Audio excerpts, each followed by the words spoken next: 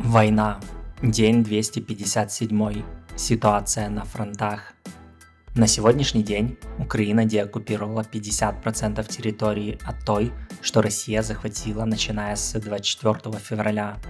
Но на данный момент фронт застыл, и значимых продвижений не наблюдается, хотя бои идут ожесточенные.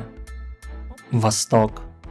Продолжаются приграничные обстрелы в Харьковской области.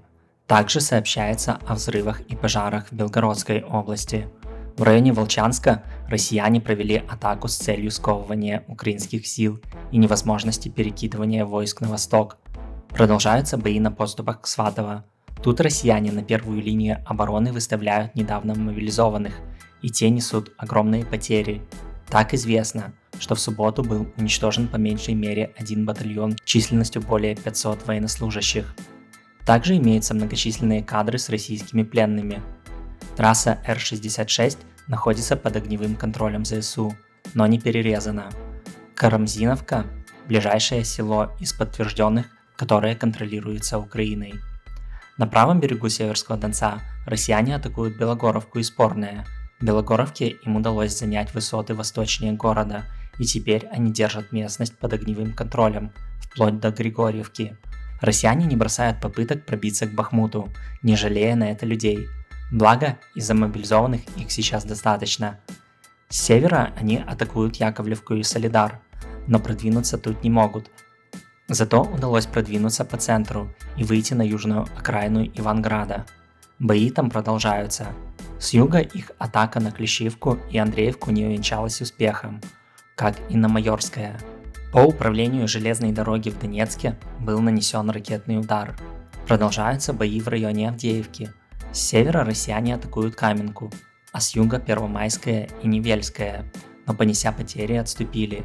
Наиболее драматичная для россиян ситуация разворачивается в районе Угледара, где российские командиры авансом рапортовали о взятии Павловки, а поскольку это не так, они гнали в атаку своих солдат, чтобы таки захватить село и не получить нагоняй от руководства. Но в результате морпехи из 155-й и 40-й бригады понесли сокрушительные потери. По предварительным данным, за 4 дня они составили 300 человек. В сети полно кадров с полями, усеянными трупами российских солдат. А сами морпехи уже взывают о помощи к политическому руководству Приморского края, чтобы то их спасло от неминуемой смерти. Сейчас бои за Павловку продолжаются.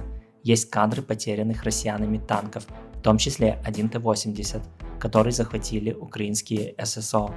Впервые за долгое время российские войска предприняли атаку на запорожском направлении, атаковав Щербаки, но продвинуться не смогли. Одной из причин активизации россиян на этом направлении может быть повреждение Крымского моста.